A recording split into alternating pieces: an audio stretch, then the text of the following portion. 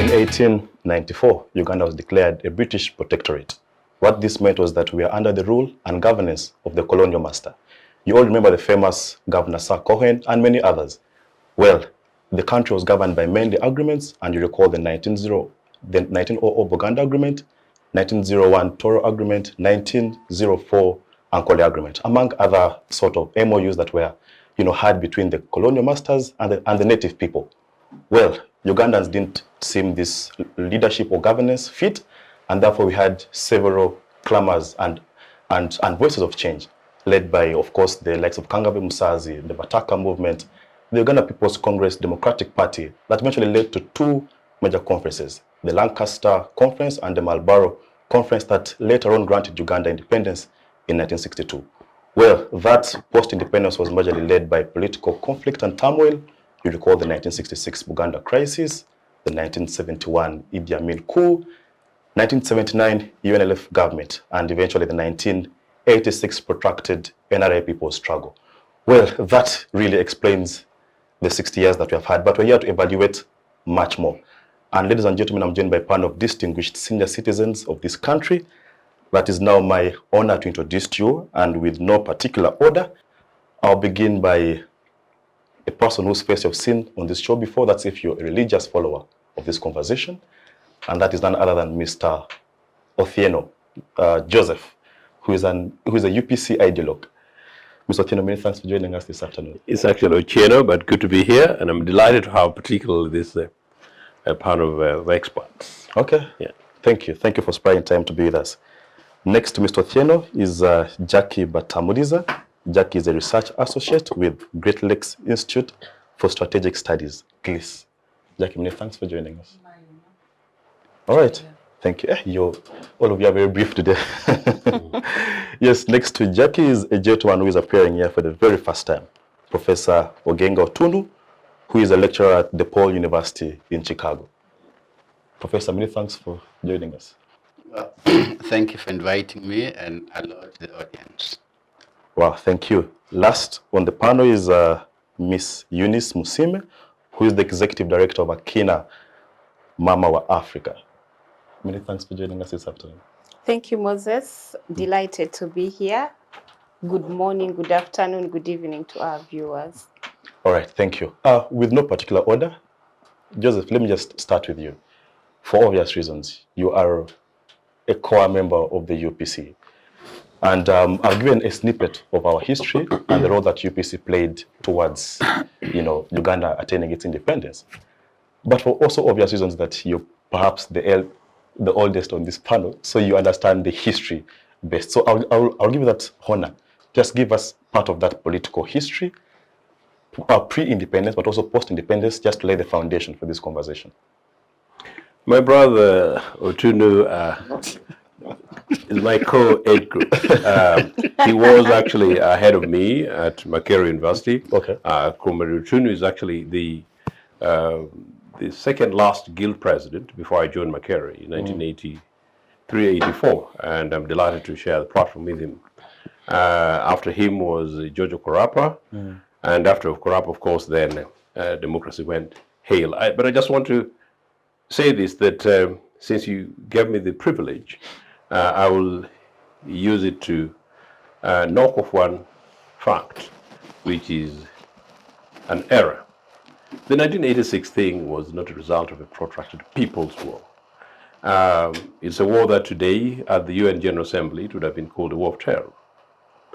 But granted, Museveni came to power in 1986, having lost elections in 1980, gone to the bush in 1981 without going to court seeking legal redress like we saw in Kenya, accidentally stumbled into power in 1986, and we've now had him for 40 years.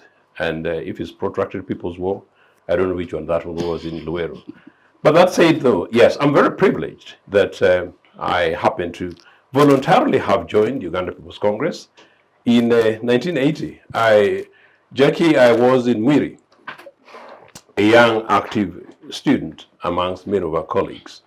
And in 1979, war had taken place when Ugandan liberators, backed by the Tanzanian friends, had gotten rid of Idi Amin. And at Mwiri, on a Mwiri hill, you can see from the top the bombardments and these guys running over by Lake Victoria on the way to Kenya. We young students who were quite traumatized. In fact, we even striked to get rid of our headmaster when it became apparent that actually Amin had slept in Mwiri one of the nights before actually fleeing the country. And so after that war, return to multipartyism came. Museveni came to Mwiri as a candidate of UPM. I don't know where UPM party is these days. Semugere came as a candidate and leader of DP. And so did Milton Obote. Now for me, from a family which is not necessarily very political, actually, not political actually, we were active young students, and I encourage you guys to critique politics and to critique political leaders. And so I chose, on the basis of what Semugere said, on the basis of what Obote said, and on the basis of Museveni said, I actually can't remember what Museveni said substantively to Uganda at that time, in 1980. It was a pathetic performance. Semugere neither here nor there.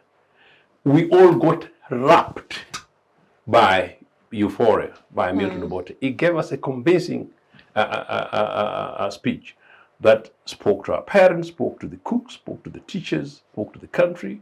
You even remember it spoke to the international community that this is a new era. It's possible with him. So I joined Uganda People's Congress. So that I look back to date, absolutely no regrets that I joined the right political party that backed and started and founded by the Bataka parties, that kind of movement, pushing away the British, quite rightly, by the way, from the base of the introduction, quite rightly, that we needed to reclaim our country, which had been divided like sweets from the 1894 thereabout, going onwards. That as African citizens, we need to do that, and to do so. And from the Bataka party, the movements that created the cooperative movement, that's why we're powerful and strong on it, then eventually leading to Uganda National Congress with Musazi in 1952, and then eventually galvanizing into Uganda People's Congress in 1960. Splits happened, mixes happened, and then we joined with everyone else and negotiated for independence. It was not given to us in the silver platter. It was a push, and those political leaders were sharp. So we got independence in 1960. Granted, 62. Granted, the Queen has died, and granted, I've lived reasonably reluctantly in Britain. But one thing that I know is that those guys actually do their democracy. One of the things that I know Obote was for this Westminster model, the parliamentary system, and it's a very tempting thing indeed. So these guys, they can have all the other issues, they do. But quickly, to wrap up from an introductory point of view, the founders of our country were absolutely right to go pluralist and democratic, absolutely right to go parliamentary as it was, absolutely right that citizens of this country are given programs on the table, and to determine whether they go for KY, for DP, to go for UPC. In 1962, they chose UPC. In 1980 they chose UPC. And in future, I hope they're able to choose any other political party voluntarily. They haven't yet done so since independence, except choosing UPC twice, and they've not diselected UPC. 60 years on, you're absolutely right. Where are we? It seems to be unfortunate that we are more divided today than we were, back then. I hope very quickly that as we review 60 years going forward, that this panel, plus yourselves, and particularly you young Ugandans, are able to look into my eye, live my experience of 79-80, and say that once and once again, you can begin to think strategically, constructively about our history. Holistic history, Jack and I were talking about it before the programs came in. Look at our history, look at the facts and figures, critique UPC, check its mistakes, check its weaknesses, check its strength, and check other political parties and organizations. Check Ben Chiwanuka. The other day there was a DP day Chiwanuka there. I understand Comrade Museveni was talking about there. Comrade Museveni, nice one. That Chiwanuka was a principled man, but a principled man who refuses to join a government for national unity with UPC and KY and in 1962, but found it convenient to join Idi Amin's government in 1971. Neither here nor there. But it's not about point scoring. This is the kind of lacking leadership that this country needs. And the leadership, the country will need much more leadership of openness, of cohesion, of give and take, of conciliation, of dialogue, of forgiveness, but definitely a leadership that will bring this country once again together, bring this region once again together, bring this continent together, and make sure that there's a possibility for Isn't that what President Museveni tried with the broad-based government? What broad-based government? That he tried to institute in 1989, that had the likes of... it was a nonsensical collision of interests in 1986. If you talk about Museveni with DP, yes, you know, no, it was a deal. Okay, fair enough. I want to bring it was a deal. It was a deal that failed, and you know why it failed. It's a deal which is almost similar to what's happening at the moment. But no, it's not what I'm talking about. Okay, thank you, Joseph. I want to bring in Jackie. Jackie, as Ugandans clamored for change, the white man eventually succumbed to the pressure. But just around 1959, there was a report that was issued which had details like, we are leaving Uganda, but we are not leaving it in any better place because the people don't seem to be a united group of people. I mean, all these borders that were put together were simply cajoled. And arguments have come out to say that possibly, or perhaps Ugandans were not ready for independence in 1962, because if you look at post-1962, the first couple of years were filled with so much instability. You look at the 1966 tobacco crisis and many other, conflicts, that were indigenous in nature. So do you subscribe to the school of thought that thinks that at 1962, perhaps we were not yet ready to to self-govern and to all these things? That's a very, very good question. But I will also, just before I answer that one, I want you to keep in mind, I would like you to ask Mr. Joseph Ochieno Joseph, what a people-driven movement has different from the NRA movement. I want to hear it from his perspective, because if that wasn't a people's driven movement, I don't know what that was. So and this you is think it was I'm very respectful, struggle? Absolutely. Yeah. I'm very respectful to the fact that he is a member of the UPC. The UPC was led by someone I think he believed in. Every human being has something they believe in, and they probably are allowed to defend it to their death. But I don't like this. I think it's not for me to like or hate. Yeah. But there's a tradition about us Africans, and I'm not criticizing you, Joseph. I just want you to take it from a debate point of perspective. Holding enemies or having people we don't like politically, there is a culture, and I think Madam Eunice or Mr. Ochieno here, Mr. Otunnu would probably receive it as they probably already know it, or it's an insight. There's a tradition in Africa where people hold enemies like they're some kind of trophies. It's like an achievement. And that's very, very dangerous. For us who wake up to study, understand the international sphere of things, international connectivity, the international space relates with us from a basis of, I understand you're my enemy, but I would like to relate with you from a friendly manner. And that's very lacking in our appreciation of our past. And if we don't appreciate, if we remain bent on understanding people or things from the perspective of I hate you, I like you, I don't agree with you, so you're not this. It's like molding mud on your own legs, because you never have an appropriate interpretation of facts or reality. And because of that, actually, I think it's one of the factors that have held this continent backwards. When we refuse to understand the ugly in its ugly form, the beauty in its form, we subconsciously lie ourselves. And those lies we please don't take it that I'm talking about you. I'm way past you now. And I'm absolutely over and above those ones, but I'm coming. Yeah. So when we don't appreciate facts for what they are, we make our journeys twice harder, because we can't tell the story in its real form. And that's why I think most African political actors behave like they're the first people in any given experience. So we fail on memory from the basic aspect, something as basic as emotions or feelings or understanding. Or so if we cannot tell a story for what it was, there's a generation that's going to be burdened by that lie we kept telling ourselves, because they won't have the reality for what it was. And so they cannot move from the place where we are. They have to go back. Because as society progresses, there is this woven truth that speaks to our behavior, speaks to our relationships as peoples, as cultures, as in language, in all these things. When we were younger, I don't know if I'm in the same generation as you are. We grew up listening to these sentiments. Every tribe had a feeling about another tribe, so there was always a proverb about it. The Banyoro had a feeling about Baganda. Baganda had a feeling about the Banyoro. The Acholi had a feeling about you understand. And so, to fail to tell ourselves or accept the truths, whether they are ugly or we don't like them or we don't, it's a burden we lay on other generations.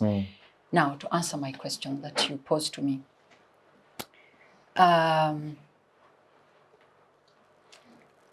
It's a yes and a no.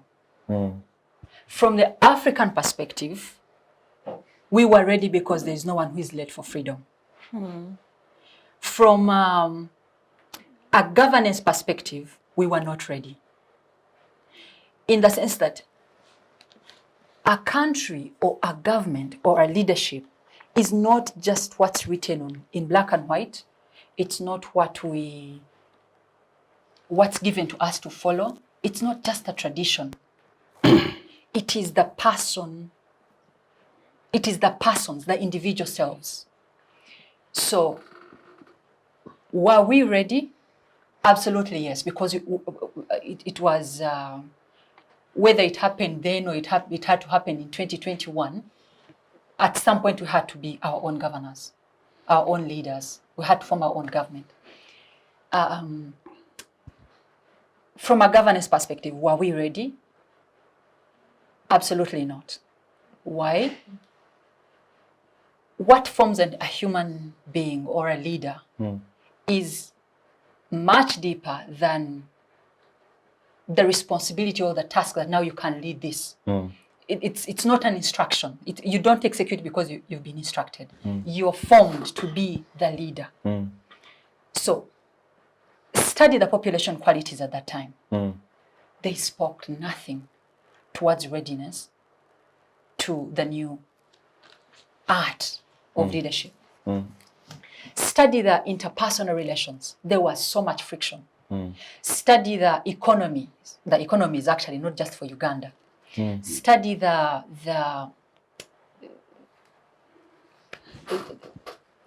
our appreciation of what government was.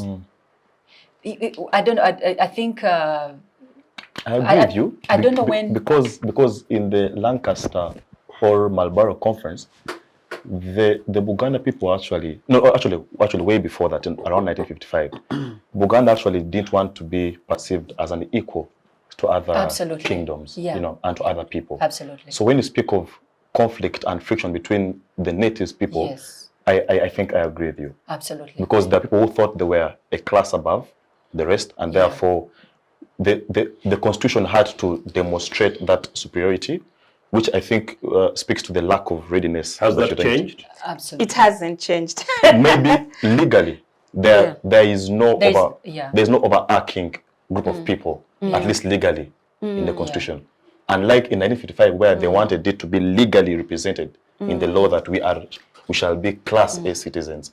But isn't that what politics is about? You're always trying to position yourself ahead of everyone else. So I feel that the Baganda then were trying to position themselves ahead of everyone else because they were trying to secure their interests. And they thought they could because they had they had chosen a relationship of collaboration. Unlike, let's say, the Banyoro, who said, no, for us, we won't collaborate. So they felt because they had collaborated, they had given some something away. They had sacrificed something, so they needed to get something in return for that. But I also kind of disagree with you, Jackie. I believe that paths are created by walking on them. Absolutely. I don't know who said that. If we had been allowed to create our own path, first of all, we're already charting our own path as indigenous Africans. That path was disrupted by colonialists. We had our traditional ways of leading, the chiefdoms, etc., the way we elected our leaders. So all that was disrupted, and then a new system was superimposed and superintended on us, which we then had to learn, which we've not unlearned. We're still in the same system that did not work for us. And maybe even with the Kenyan election, when you think about it, what were the numbers? They were almost 50-50. So it's a whole group of Africans, I mean of Kenyans, who voted for Raila, who are unhappy. So is the winner take it all the system that we actually want to champion as Africa? Maybe not. And that's a system that has been imposed on us. So all that when you look back at the last 60 years, you begin to say, okay, these guys, they came with their system. It was not our system, and we're still trying to navigate in a system that we do not understand. Maybe we need to go back to where we started and begin to chart our own path. So that path was interrupted. It was interrupted. Yeah. I want to clarify something, Madam Eunice. I totally agree with you, but I was very deliberate when I used the word governance, because the independence movement wasn't exactly or purely won by Africans. It also was a result of the 1945 end of World War II. So the European colonial nations or countries, colonial masters, by force had to give up their former colonies, because the new system of governance, which was by, which was now the US as the new hegemony, wanted to introduce a new form of government, which in a way spoke to the Cold War, the contest between communism and capitalism. So the Americans believed in full liberalism. The British and the French and all these other colonial masters had their own beliefs in how we were governed. And to put it briefly, to call it governance, our unreadiness for governance, is to appreciate that the world, as long as there is a world, there is a country or a nation that is in leadership of the world, there is a direction the world is expected to follow.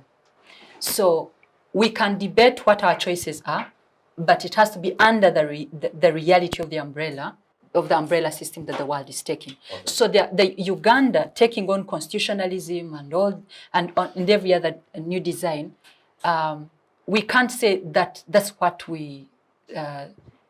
Every other country was doing that, and every other country was expected to do that, and still, given our political muscles, economic muscles, knowledge muscles, interpersonal relations, culture crisis, and all this, everything that has actually, I think everything that has ever troubled any political system on this continent has happened in Uganda at a given time.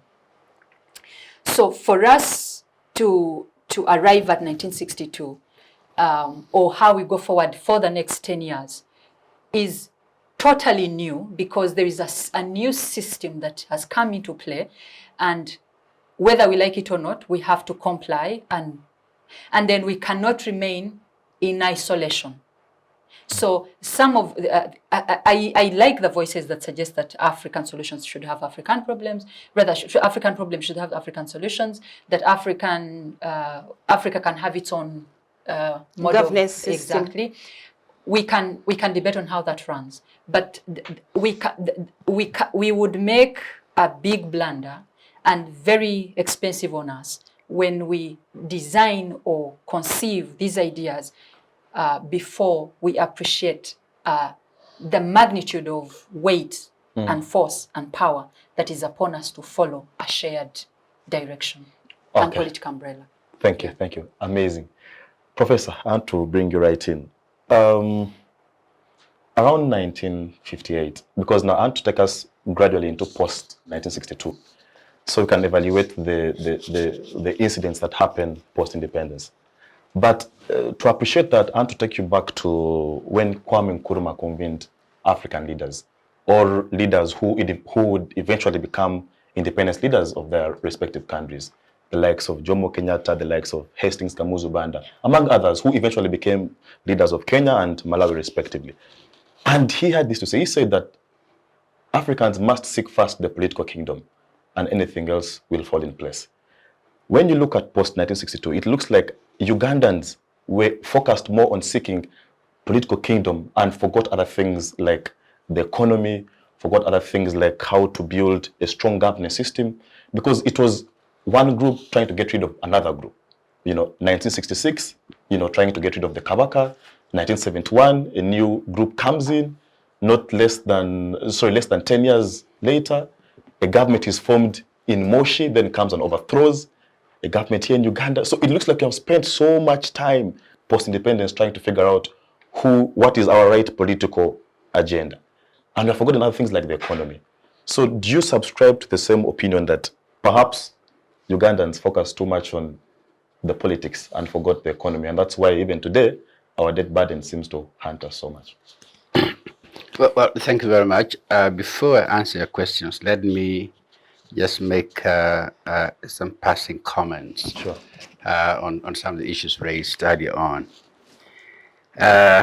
One is, were we not ready for independence?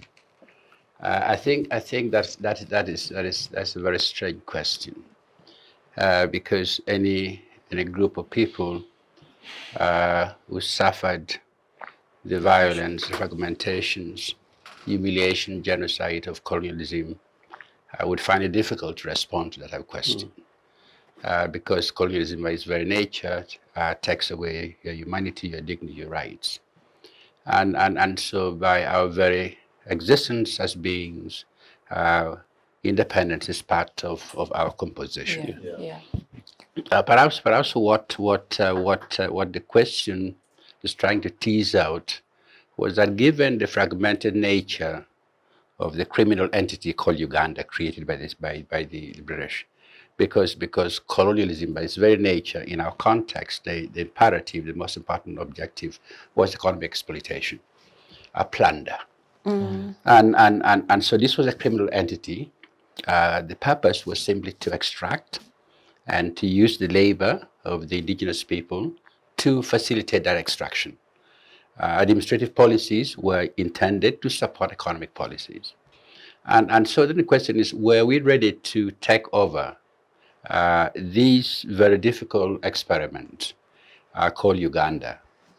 And what you may want to do is to go back following a series of petitions and protests by various groups towards the end of the colonial period, when the cohesive nature of the colonial regime was not as cohesive anymore, for a variety of reasons. You had protests in eastern Uganda about the demarcation, administrative borders and the like. You had numerous petitions from Bunyoro, The lost counties. asking the British, the colonial government to return the lost counties.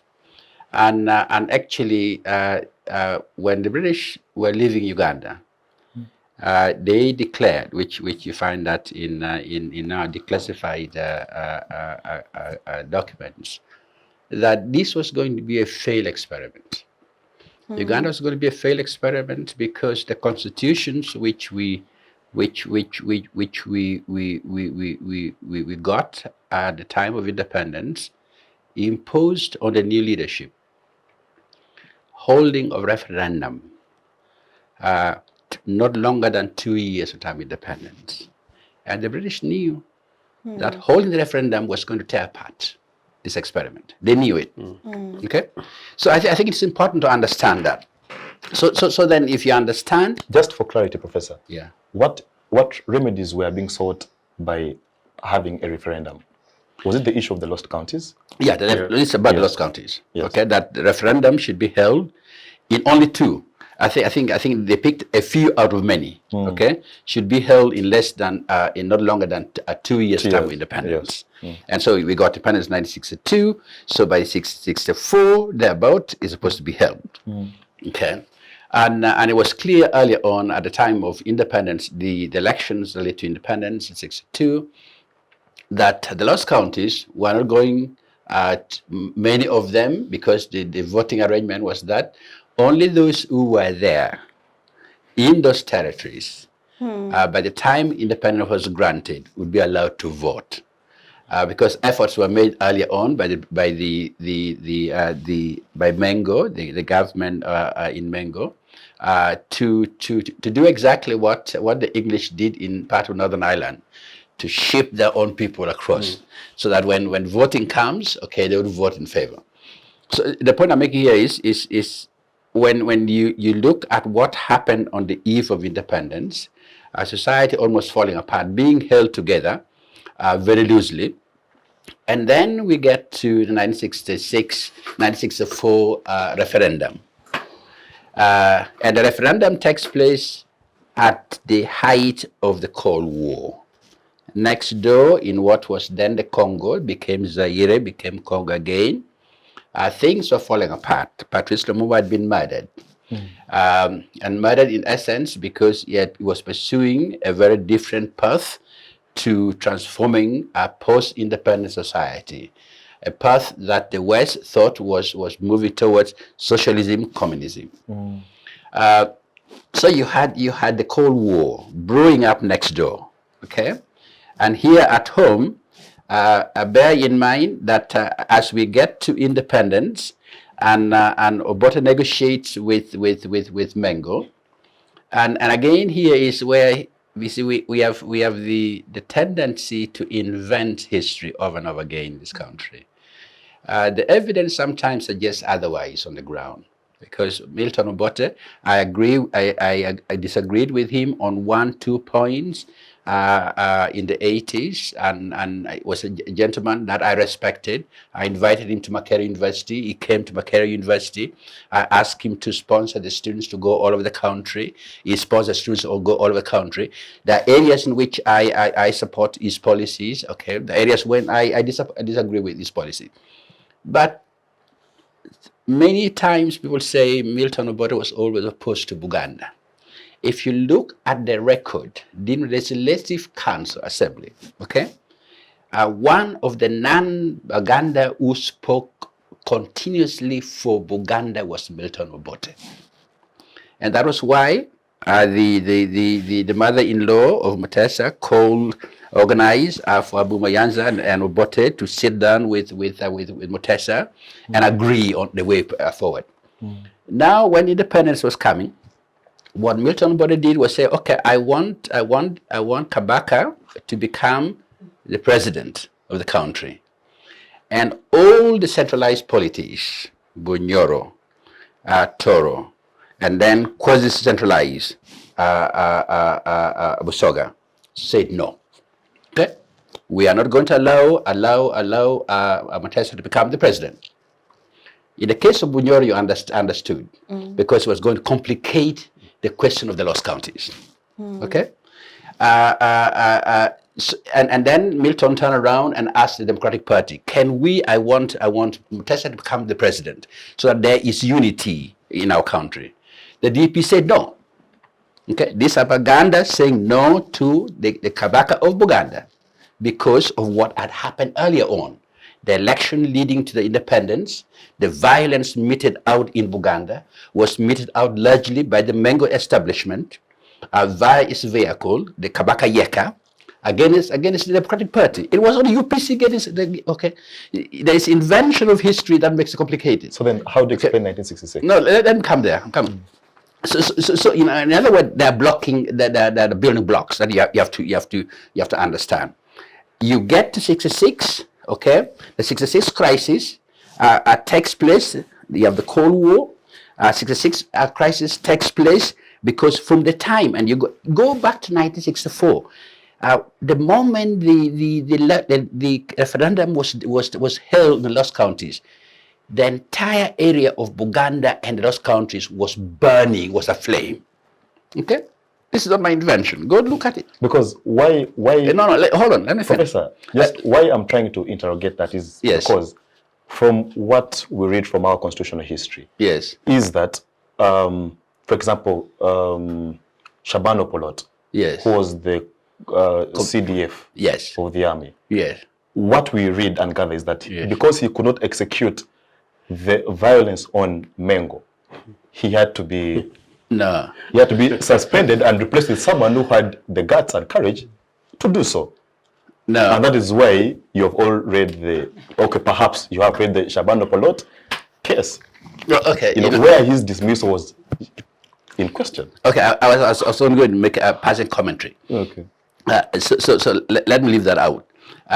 The thing here is, I'm not here to sell my books. I wrote a book on that. I think a thorough investigation of the history suggests otherwise. The Polod incident is a different one. Shabano Polod is different because that comes close to 66 when a attempt was being made to overthrow the government. Of Milton Obote. When there's a red crisis across the board. When Buganda did exactly what they had done twice during the colonial period to declare their own independence. Because Buganda declaring its independence in 1966 thereabout was not a new thing. It happened before. Anyway, I want to go to my question. So we were not, and no group of people would have been ready to handle this very difficult experiment called Uganda. We're not ready because of the fragmentation, because of instability that the colonial regime had gathered around that. But we did extremely well. For the first, it was miraculous to do so. And all you have to do at times is to understand the nature of the debates which were taking place in Uganda at time of independence. Uganda, more so Makerere University, more so Kampala, had become the heart of rigorous intellectual debates in Africa. Where people were tearing apart ideas, and Obote promoted that. Mazuruis were there. Later on, the Mamdani came in. It was the place. And if you look at that moment, for example, Mazurui declares that there were only two possibilities: the collapse of the state completely, or the conversion of Buganda monarchy into a pan-Ugandan project, which wasn't going to happen. So let me stop there. The number of questions that we often try to tease out when we talk about Ugandan history. One is the Buganda question, which you're now raising. Which must take you back to the pre-colonial period, bring you to the colonial period, and then you understand how it unfolded. And then you get to 1972, the Asian question, which goes back to the colonial period when they came to construct the railways. They came as administrators, they came as traders. The apartheid nature of the policies there. One way of looking at that today for those who are younger. I wasn't there, he wasn't there, none of us was there. But you go to Jinja, you see the Museum of Railways. You still have about 4 toilets, which was right then. One is written on it, Asianics, meaning people from Asia. One of it, 2 of them for whites. Then one for Africans. It was the apartheid nature of the state. And the Asian took advantage of that. They were the intermediary. They attempted as much as possible to block the emergence of cooperative unions. You mentioned that because it was going to benefit the Africans, it was going to take away their profits. Then you get to by the time Amin expelled the Asians, there was an attempt across the globe, more so in Africa, to try now and make sure that Africans actually begin to become part of the post-independent experiments. What now you talk about Africanization. The move to the left, Coleman's Charter, Ujamaa in Tanzania, were some of the efforts. You had a similar one under Kaunda in Zambia. You had a similar one under Patrice Lumumba, assassinated in the Congo.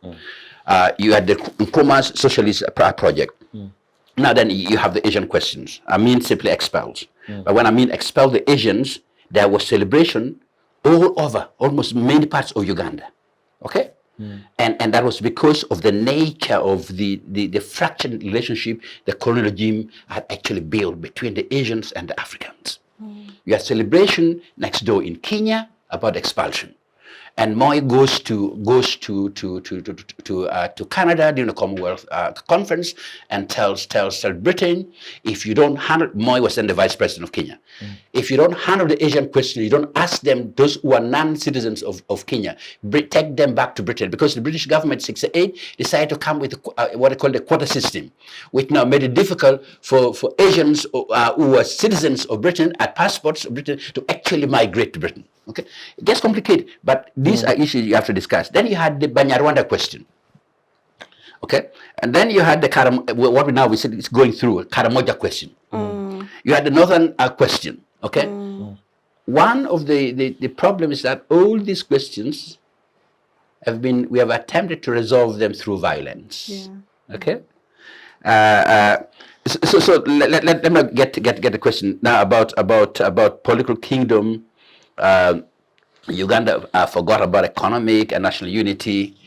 I think efforts were made, and here is where at times you have to make a distinction between what is necessary and what is possible. Sometimes what is necessary, we want it, we die for it, we pray, we petition, may not be possible at that particular juncture. That doesn't mean we have to ignore the efforts made.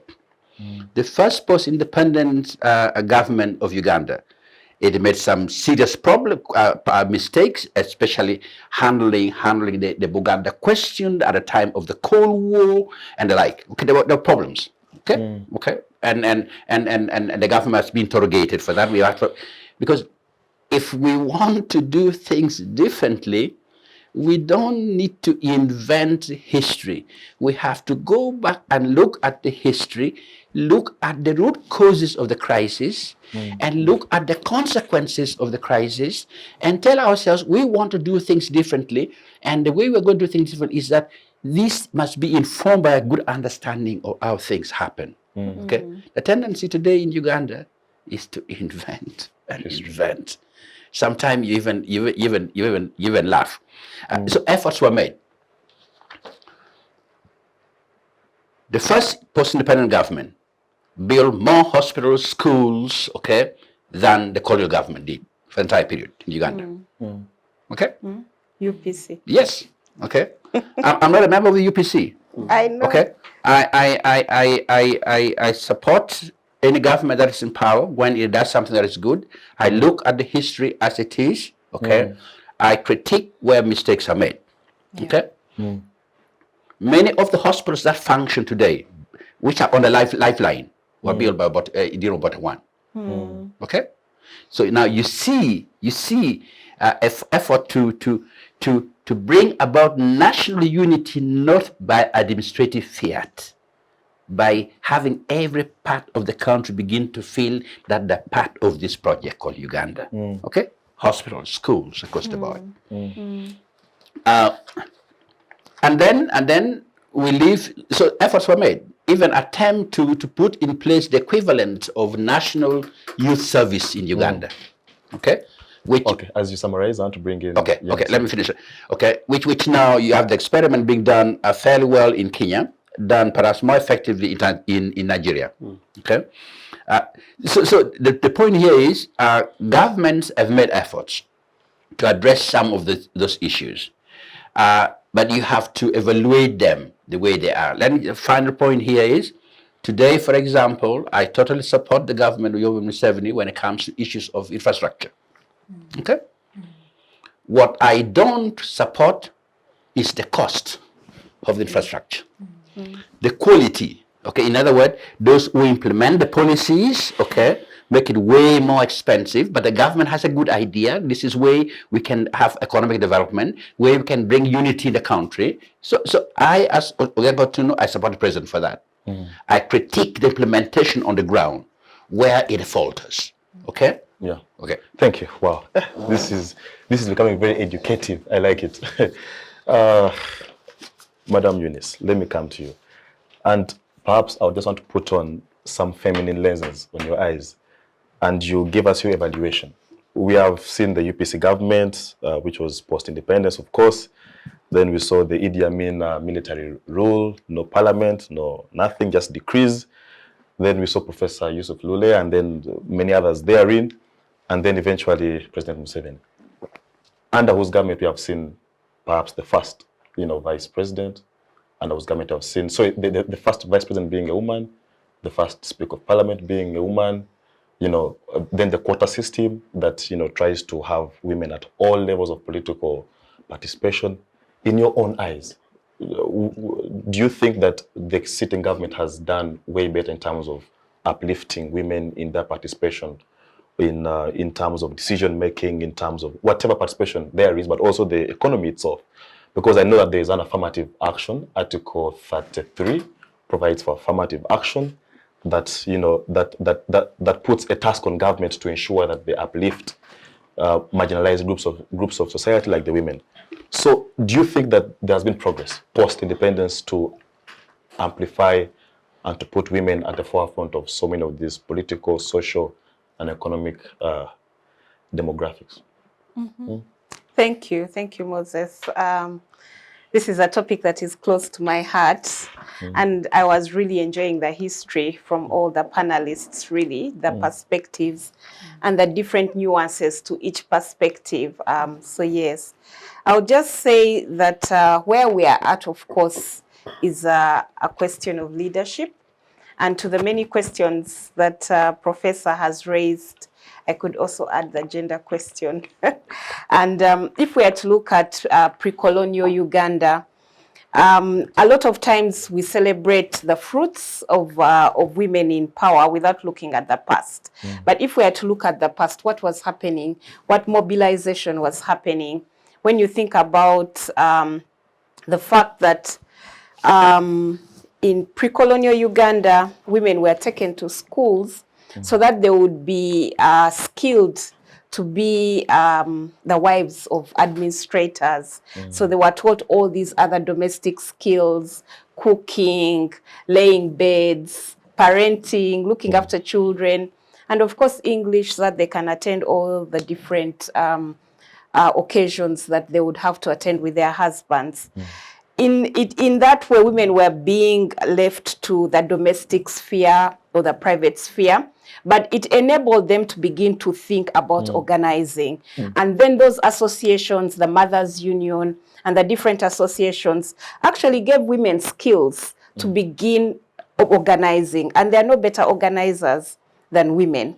When you think about Idi Amin's era, women were pushing back against so many of the decrees that Idi Amin was coming up with, i.e. when he decided that there would be no independent women's associations, he set up an association, I think the National Council of Women. Independent women refused to join it. They said, no, this is a setup. We are not going to be part of that. And they went underground and they continued organizing. Of course, that history is erased in most of our history books. I look forward to reading yours. But that history of how women were organizing and pushing back against the dictatorship is not there. Yeah, so maybe we need to document more. So then, of course, we have the first woman parliamentarian in 1980, I believe. And that already is helping the public to appreciate women as leaders. So a lot of times I have heard the narrative that NRM has enabled women to come to the fore in terms of decision making. There were a lot of factors at play. In 1985, we had one of the major women's conferences in Nairobi. And again, at that time, the government then decided to send a delegation that they had decided for themselves. But women on their own, using their own resources, decided to go to Nairobi, attend that conference. And after the conference, a number of women organizations were set up. They were not tribal, so Musiime is not the first to set up a broad-based establishment. They just came together, came up with independent agendas, strategies to do things. So the ACFORDs, the feeders, I'm a feeder member, etc. So that was 1985. And 1985, 10 years later, 1995, the Beijing Conference, which we look at as one of those milestones. That external pressure is really also what led women to demand for affirmative action. Women were very active in the Constitution Commission. They were very active in the CA as well, pushing back and ensuring that there are clauses in our constitution that are going to promote women. It was not handed to us on a silver platter, not at all. When you think about in 1998, the land co-ownership clause that was dropped off, women campaigned for that clause. It did not happen. Even the most recent divorce act. Yeah, marriage and divorce, yes. Divorce act, where some provisions were declared unconstitutional after a petition filed by, was it FIDA or Uganda Women's Law Association? Yeah, so I think you've actually been fighting for this. So the women have been fighting for this space. I think about one of those, there was an occasion when President Musiime, the time of the co-ownership clause, because that was an important clause for women, economics matter. So Musiime refused. He spoke for 4 hours and said, no, this is not going to happen. You're not going to have this clause in the Land Act. When you think about the family law that for ages has failed to pass, Musiime even wrote a memo and said, no, I don't believe in this law and it's not going to pass. So when a lot of times we're told that it's the Museveni government that has enabled women to be in power, it has to be nuanced with further questions to say, is that so, or it's because women have been mobilizing and pushing back. Granted, where we are right now, you can say that Uganda in the region is celebrated in terms of women's representation, etc. So we've achieved representation. But whether we have women in power, without power, it's the question that we always ask ourselves. We have a female prime minister, we have a female speaker, we have, I mean, 43% cabinet women holding important positions, but are they actually championing women's rights, or do they even have a feminist lens to the issues that they champion? Probably not. So is that an indictment on those women? Is that an indictment on it's them? an indictment on the system. Not on the office bearers? No, it's Not an just- indictment on the system. I think it's an indictment on, I think, the entire Uganda, if you want to, if I can put it clearly, because the existence of women in places of power but without power has a system behind it. There's something that makes that, and I think I've seen it, I've witnessed it, where a woman has a position or has taken a particular position, but then there is this inferiority complex that either the men or society still hold about that woman. By the way, even some women play in support of that. And it's subconscious, but I think it also comes down to our definition of why are women where they are. I've seen women make major submissions or points or something, not in terms of a meeting or conference or whatever, but they've taken positions on a given matter. But because it's a woman, it's subjected to the I don't know if they're personal or social or masculine, or I don't know what it is, or it's a combination of all. Patriarchal. Yeah, and patriarchal, whatever there is. So in a way, it is compressed to fit in the egos of every other force that's against that. So in other words, society as a general has played a role towards the belittling of that gender. The subordination of women, yes. All right. You are still making your point before I cut you short. I was saying it's an indictment on the system, and of course, as feminists, we recognize that patriarchy is a system that privileges men over women, but we also recognize that there are other systems of oppression. So it's not just patriarchy. We recognize that capitalism as well reinforces the system to ensure that women are subordinated. When you think about the pay gap, access to resources, land especially, that's important. So access to resources which are enabling women to be liberated, live a life of freedom, etc.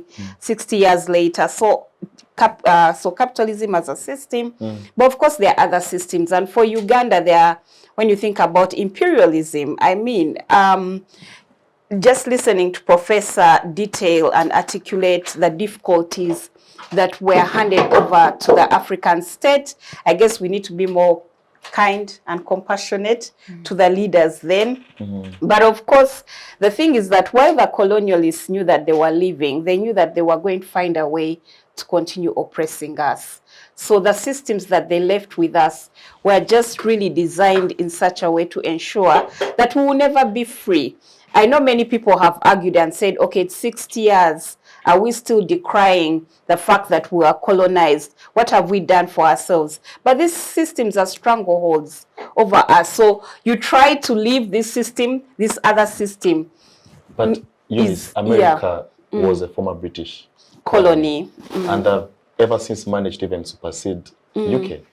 So aren't we, yes, whereas it is good for us to be compassionate about our leaders then, isn't that compassion costing us? It's costing us. You could also say China has been able, or etc. And many others, And many others, So, It's bigger than compassion. Ladies and gentlemen. Yes. It's bigger, it's much deeper than that. You know, I actually thought in my naivety that after the Queen passed, that our leaders would not make effort to go for the funeral. I was shocked.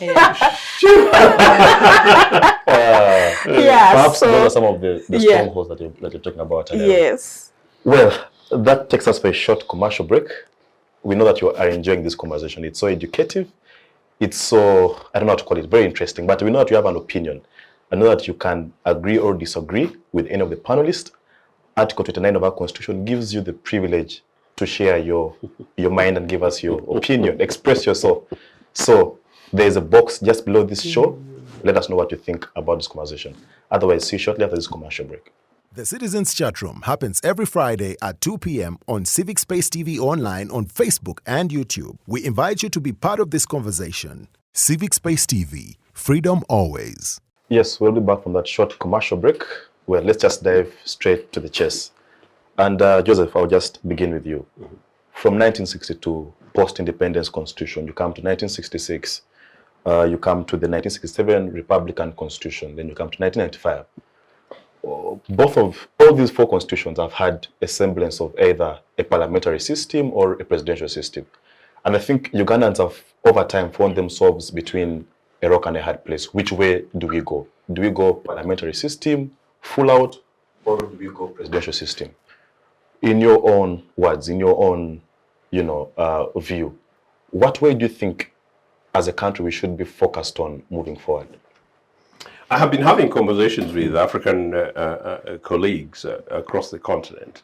And interestingly, many, both in the scholarly field and in politics, are reviewing the constitutional dumps that were thrown at Africa in the 90s, with the idea that you get a president, then you get a mandate, and that you punch it down there, and then you'll have solved the dictatorship thing. That's all they thought they were necessarily doing. But to correct you, actually, the presidential system only came in under the 1995 NRA Constitution. Simply that the parliamentary system basically means that you either have a prime minister with a tutelar king or president, or call them chancellor in Germany, or you can have a president elected by parliament. So so long as you simply say that the elective body is parliament and presidents are not directly elected by the people, but in this case either appointed or indeed elected by parliament. So that is just to clarify that. Because why I ask is that your political party presided over a parliamentary system. Yes. But I think the voices that are coming out from your party right now don't seem to suggest that we should go back to that same system. No, you realize that I've just suggested otherwise. I think most UPCs would.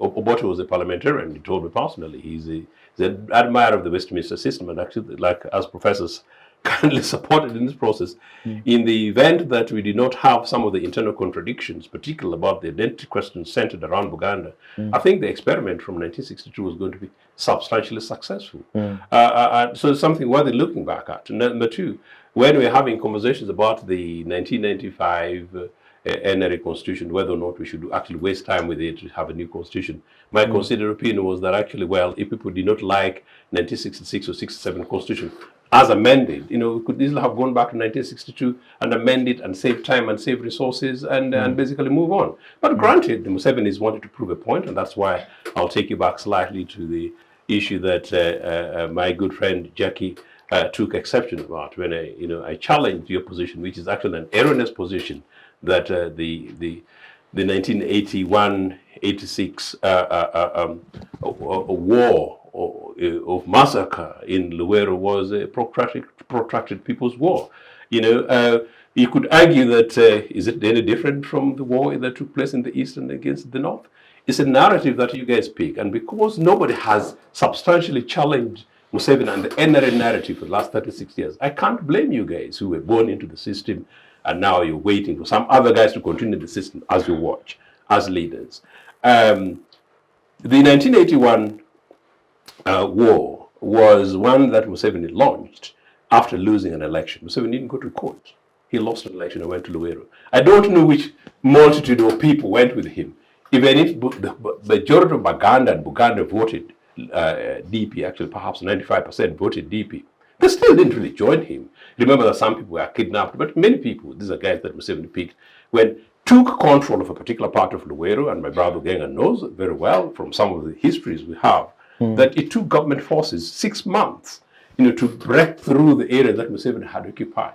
It's actually the area that Museveni had occupied where the biggest massacres, the biggest of those skulls have been found and were found. These are things of document, that these are things that need to be interrogated. These are things that, of course, you young guys don't know, but these are things that are not necessarily for the purpose of this conversation, but to give it just a brief context. So that is what happened. So as I said, Museveni went to the bush, just like Joseph Kony went to the bush, and a few other people before him and went to the bush. You don't call that necessarily, in this case, in Museveni's case, protracted, number one. Number two, do you know why Museveni doesn't call his NRA thing UPM, call this an NRA movement kind of stuff? Because he knows the original NRA meaning the UPM before going to the bush, was a rejected thing in Ankole. It was not necessarily massively popular in Ankole, was it? It wasn't. So you can't call it a people's war. Which people in Busoga participated in this thing? Which people in Acholi participated in this? Which people in Kigezi predominantly participated in this thing? The handful of people.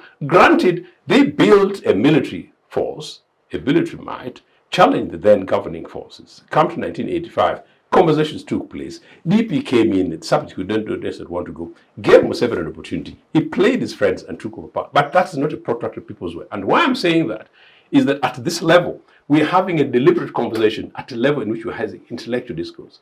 Now, for me, Professor, and Eunice particularly, our job would be to try and provide for the space so that people learn, people engage. But of course, we will have to take a political position.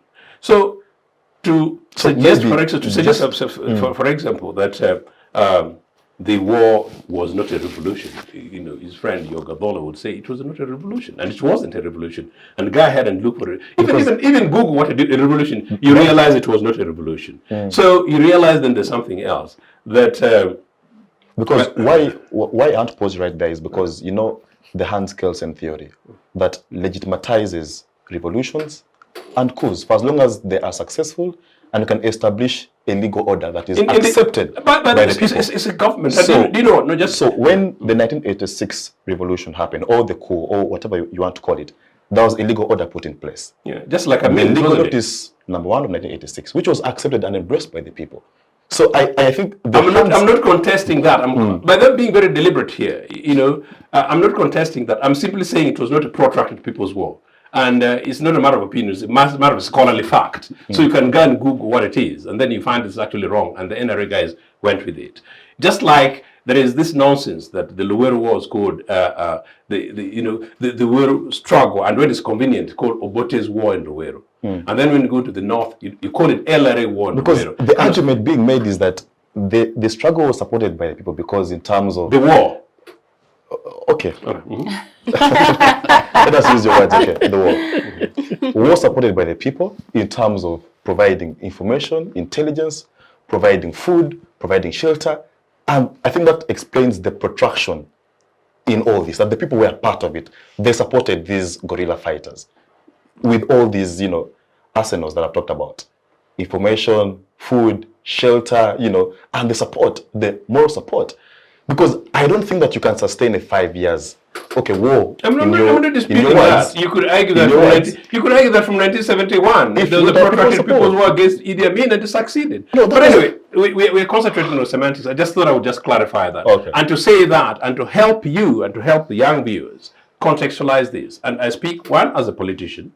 I speak as a scholar, and I speak as a scholar of peace, conflicts, and development. So I have an understanding of what I'm talking about, and I'm doing it for the purposes of the audience. And I come to these studios basically to provide that. It's not to make a political point. Political point when I have a UPC position, an NRA position, UPC position is excessively superior. And that's why I can't wait for a day when I'm able to sit on the same table with Museveni and have actually the same conversation we're having. But I don't want to take this away. Just the other thing is this, that you're saying much earlier, taking you back to the question, which you raised earlier.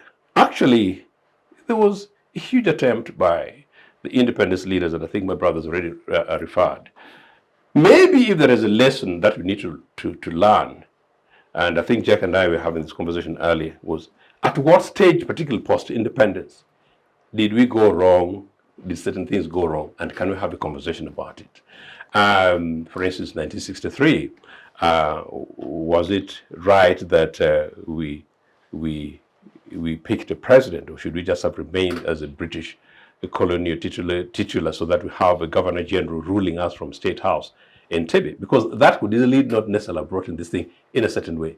But granted, Uganda wanted this thing themselves. Is there at any particular stage a time when we sit as Ugandans in open conversation and actually critique the Buganda question and challenge Mengo's position? Is there a time when we actually challenge DP's position? Interestingly, I was actually saying this in passing. At independence, Milton Obote, who had won a simple majority in a parliamentary system, asked for a government of national unity, which I think was being alluded to. KY agreed, DP refused. Now, our challenge going forward, do we need to be able to look back and say, why did DP refuse to join a government of national unity, and put them on the spot, rather than always blaming others, including possibly Mengo, and actually the very same DP leader, which in this case is as I said, is Ben Chiwanuka, but chooses 10 years later to join Idi Amin in a military regime. Are we being honest here? So Buganda question one. What about the rest of the other identities? Where were they on this? You had hinted much earlier on the idea that actually some of our leaders at the time were possibly as bad as we are today. The irony, I actually think Ugandan leaders of the time leading to independence were much more united and focused and purposeful about this country, including actually Buganda leaders, notwithstanding the dynamics of the conflict they found in terms of whether or not they're superior identity amongst the many.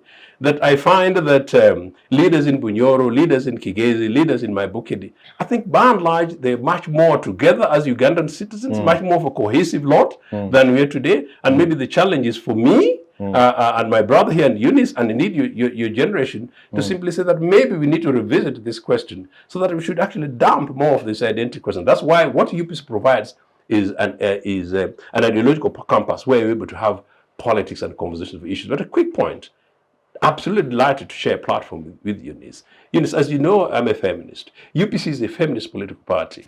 In the context of the numbers that was being talked about, this is what we did qualitatively.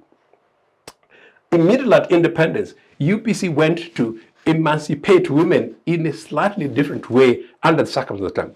Build girl-child schools across the country, enable and educate girls, empower fast-tracking of women in civil service, the likes of the Batamuliza and others, I don't want to name, Eunice will have an idea, some of them. These guys were encouraged to go up, down there. So if we are talking about enabling of women, we not talk about symbolic women at particular positions, and we respect that, but rather, what are the basic women's needs? It's about education, it's about health, it's about water, it's about guaranteed food, it's about security, it's about respect, it's about a situation in which actually women don't sit with us on the same platform and they are not able to cross their leg because somebody's, instead of listening to what the woman is saying, they actually focus on her dressing or her composure. That is why in UPC, we provided the first leader of a political party in this country in Cecile Ogwal in 1991. Late elder Adonai Boronda professor told us that when Obote appointed Cecilia de facto leader of UPC, she said that now when Obote first appointed this girl, and then he said, in hindsight, they look back and simply saw that, well, there is this drive here, and Eunice is absolutely right. 1985 Women's Conference, absolutely powerful in Nairobi. That's when the big voices actually started. Mama Mire headed that delegation. It's a powerful conversation to have, including so many other women to bring. Eunice, that conversation needs to be had amongst the women in the movement. Because why? It translates the women of numbers to the women of confidence pushing forward for their agenda. What happened? UPC provided the first president, female president, of an independence political party across Africa in the place of Mama Mire in 2005, regardless of what the circumstances are. And I'll be delighted to say, as you know, that I actually did a paper on the mainstream of youth and women in the political party, but meaning parties, because I absolutely appreciate and recognize that going forward for this continent, and Eunice was absolutely right, and Jackie did, women do a fantastic job, that the mess in this continent, perhaps, the more we enable women at strategic leadership positions with power and authority, the more likely we shall see less wars, less chauvinism, and indeed genuine enabling for nation states of Africa, so that we're able to have an Africa where it's Africa for Africans and others and friends, but an Africa in which African children have a hope for the future. Beautiful, beautiful. Thank you. Excellent. Jackie, let me come to you. People have argued, or some are finding it very difficult to distinguish whether post-independence we are actually independent, or the white man actually still remains with us in some way. And here I'm speaking about neocolonialism. Some people have argued that our shortcomings in terms of the economy or even in terms of the political endeavors have somehow or are somehow hinged to the neo-colonial tendencies. And I think there is some truth in that. Because when you look at the 1980s, the structural adjustment programs that were introduced by IMF and World Bank, that encouraged African states to, for example, privatize, to have private public partnerships, Liberalize. liberalize, to have foreign direct investment. And countries like Uganda end up selling their national assets at $1. So I think that, is it true that some of these neo-colonial tendencies have played a role in terms of having Uganda and other African states to where we are in terms of perhaps the economy? I want to focus on the economy more, because I think that is, the niche that other Western countries beat us in. So do you think that whereas we got independence, we are not exactly independent? We continue to borrow from the West. We continue to do so many things attached to the West. Are we exactly independent, or are there certain things that really don't make us very independent? Again, that's a very beautiful question, and you can look at it from a lot of lenses. There's a political lens, there's the international relations, stroke politics lens, there's the, did I mention that? No, there's a structural lens, there are many lenses. And I don't know, I don't think I want to go through all of them. Yeah. I think I'm just going to focus on the lenses that I think are most relatable.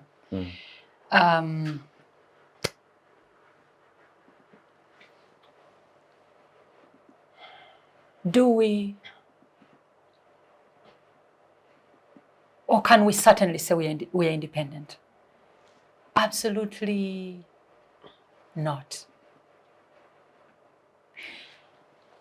I think I would have horrible backlash if I mentioned that on a WhatsApp. Which one? If I put it on social media, let me tell you how the world runs. Actually, let me just illustrate it here. How many of you have ever heard of a man named Rolf Steiner? I have not. He was the hand behind the coup in 1971 in Uganda. But I can bet that 99.99% of all of us do not know that name. He was a mercenary situated in particular countries in Africa who wove the coups and things like that. But that's part of our history and we have to accept it. What I'm trying to illustrate to you is that the more information you think we have or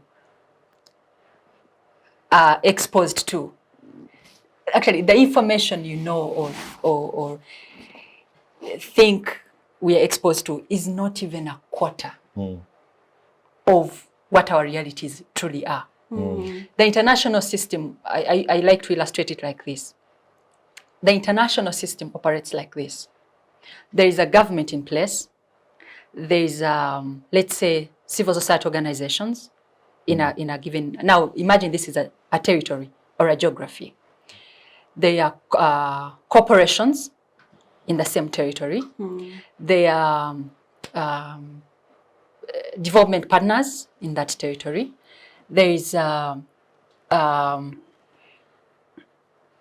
can I want to leave the political parties to the governance aspect, to the government aspect. Now, this is just to give an example. So, all these entities feed into each other. What the analysis we've never made is, are these corporations, like how much influence do the corporations have in as far as foreign providence to local states can go? Yeah? You have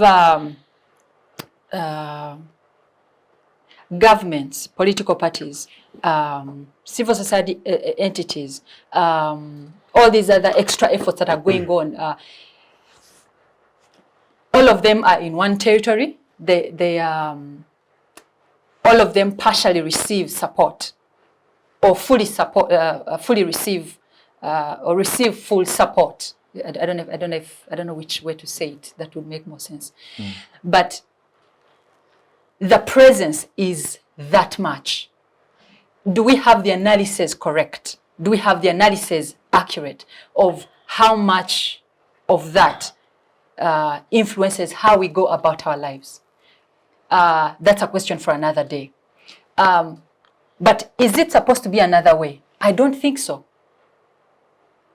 Because like every other leadership operates, there is a system in place. That is why the United Nations exists. That is why all these other intergovernmental organizations exist.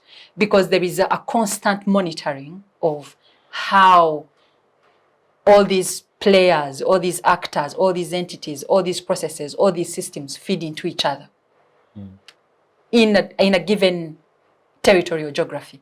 So if I come back to Uganda, there is so much to explain our economic situation. And I don't like to use history to justify. I'm not justifying, I'm simply explaining. If you think about it, I don't know if we have done, or it is even public information, how much resources we have spent on the concept of war. Be it human, be it monetary, be it time, be it moral. I don't know if is that a correct English. I don't know the moral cost of these wars. Yeah. Now, when you measure if you take full measurement of all of that and more, by the way, like I said, I'm picking things that every other person probably can relate with. When you pick those aspects and take full measurement of all of that, we are not poor because we lack money. We are not poor because we lack resources. There is something that happens at the individual citizenry level. It's just like how you can have a DRC. It is so wealthy, but circumstances can't permit it to be rich. And what I'm asking is wealthy. that are some of these circumstances neo-colonial in nature? Absolutely, yes. Absolutely, and yes. they are deliberately orchestrated. Yes, by economic hitmen. Yes and no. Because there is, they encourage you to borrow. Like I told you, the structure adjustment program say, no, please guys, come and borrow. Come get money. Absolutely. Go and build roads, right? Yeah. So in the end, they are going to cajole you on a very high debt burden. And then when you fail to pay the debt, I actually understand then there are other conditions and strings that come in. The whole structure of SAPS. Sorry? The whole structure of SAPS was actually meant to get nations to be debt burdened. Again, let me illustrate it this way. Every 10 years, the international system has an international strategy. Every decade. And I can take the example of our own country. 1960s was independence drive. 1970s, the whole continent was marred by coups. What were the coups about? They were designed to serve a particular policy by Dwight Eisenhower. It was called the military complex. No. It was called the domino effect. You study a region, its composition, its systems, its politics, its social structures, and then know which nation to touch, and the whole structure will collapse. I don't like to sympathize with us as an African. I don't like to sympathize with us about that. It is international politics and it's competition. It's driven on competition and other forces, and I prefer to accept them than to complain about Actually, them. may have argued, like Professor, I forget his name, but he said that the international system is a self-help system. You're there for your own. Like, there is no country that will look for your interests before looking for their own. No, they're actually never looking for your interests. What happens to you, whether it's ugly or good, the first interest they're looking, the first aspect of whatever it is you're experiencing, they look into is how to benefit from it. How does it serve their interests? We have a positive, we have histories that are good as a result of that, and we have histories that are bad, because the international system behaves in a manner that serves a given interest at a particular time. That serves the hegemony. Yeah, No, before you go on, I want to illustrate to you, coming to the SAPS. Yeah.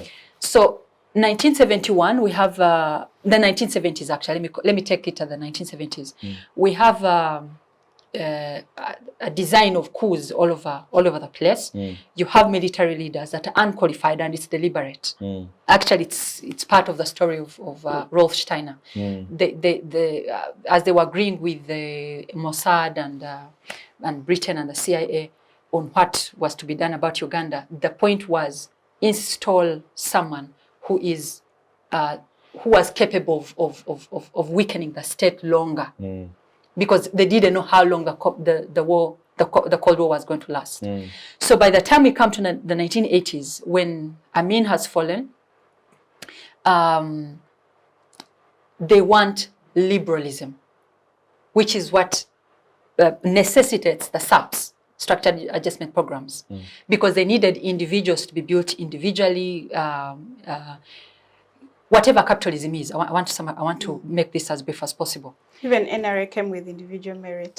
So, whichever way you want to look at it, but at least they promoted that.